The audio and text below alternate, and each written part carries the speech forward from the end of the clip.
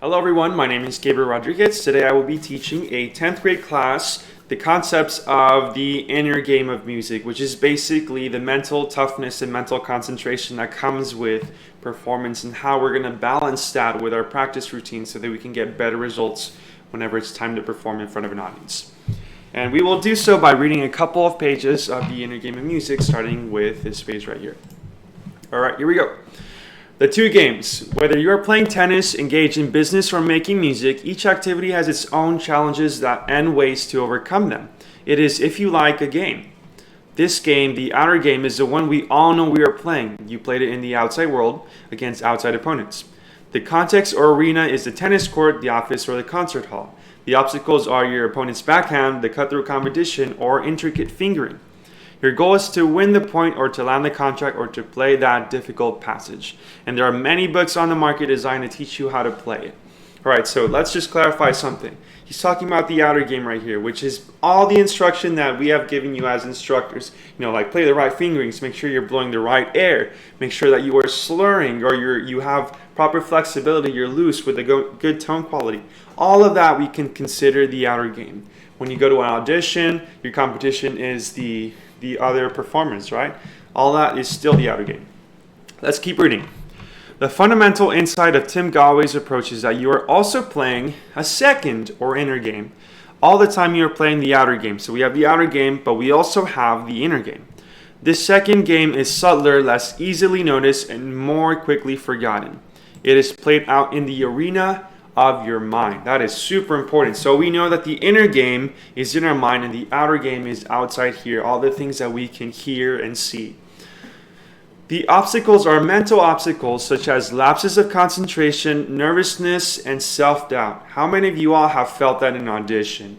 Like you're performing and then all of a sudden all these thoughts come into your mind like, oh look, what am I going to eat for lunch? A cheeseburger or maybe some soup, some rice. It's like super unrelated thoughts while you're playing something that you have been preparing for months. It's crazy, right? So your goal for the inner game is to express your potential to the fullest, and very few books talk about it. And this is one of the books that talks about it, fortunately. So these two games, the inner and the outer game, are closely interrelated and each one has a considerable impact on the other. It simply isn't possible to engage in any human activity without playing both games. The problem arises when we are playing both games but we think we are only playing the outer game. These are the times when, as Tim puts it, the game ends up playing the person rather than the other way around. How many of you all felt that?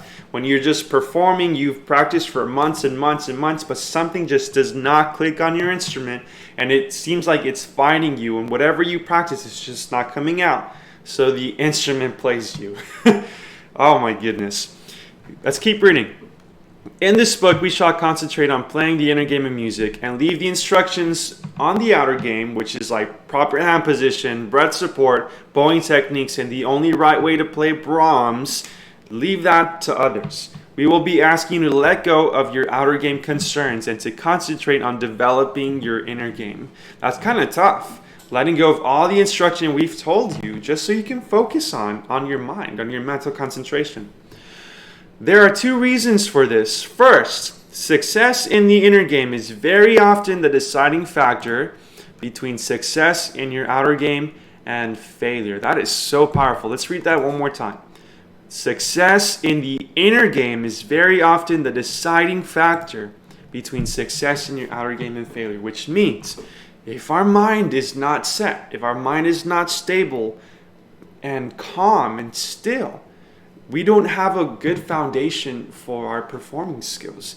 If you're feeling stressed or anxious or depressed or just hyper, whatever, that is just not a good ground for you to perform. So what this book is going to reveal to us later is how do we get to that peak performance state, that in the zoneness that, peak performer athletes tend to gravitate to. Let's keep reading.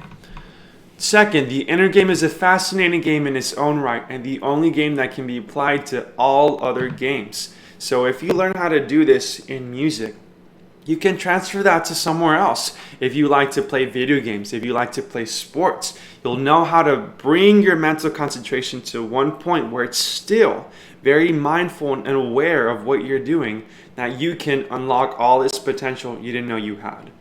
All right, so let's keep reading. Tim Galway points out that we are playing